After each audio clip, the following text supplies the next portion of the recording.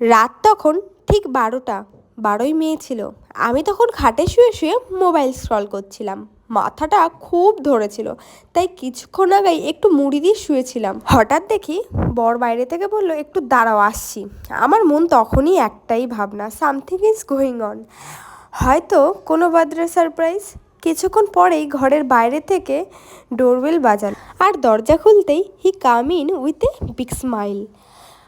আর তার হাতে একটা ছোট্ট কেক, আর ঘরটা পুরো ক্যান্ডেলের লাইটে ঝলমল করছিল।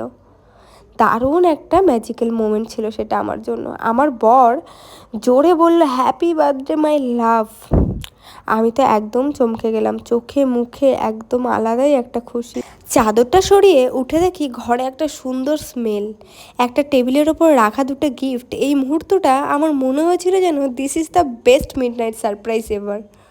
প্রথম গিফটটা খুলে দেখি একটা সুন্দর শাড়ি, তার সাথে আরও যেগুলো লাগে শাড়ির সাথে আরও সেগুলোই। প্রথম গিফটটা আমার দারুণ পছন্দ হয়েছে। অবশ্যই এটা আগের থেকে আমি জানতাম, আমার পছন্দেই কেনা। কিন্তু সেকেন্ড গিফটটা আমার একদমই সারপ্রাইজ, আমার জন্য একদমই অজানা ছিল। দেখে তো আমার হাসি থামতেই চাইছিল না। দ্বিতীয় গিফটটা খুলতে আমি একদম অবাক।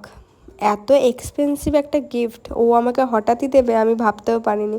অবশ্যই এটা আমার ইচ্ছে ছিল, বাট আমি ভাবতেই পারিনি যে ও এরকমভাবে সারপ্রাইজ দিয়ে দেবে। একটা সুন্দর জুয়েলারি সেট, কি বুঝতেই পারছো?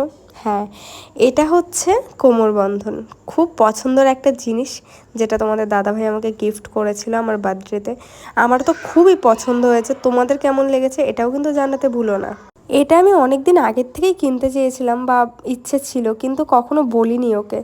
সামহাও ও জানলো কী করে আমিও জানি না। ভিডিওটা কেমন লাগলো জানাতে ভুলো না। আর আমার বার্থডের আরও 2-3টে পার্ট আছে, এটা পার্ট 1 যেটা তোমাদের সাথে শেয়ার করলাম। আরও আছে, ভিডিও দেখতে থাকো, আশা করি ভালো লাগবে।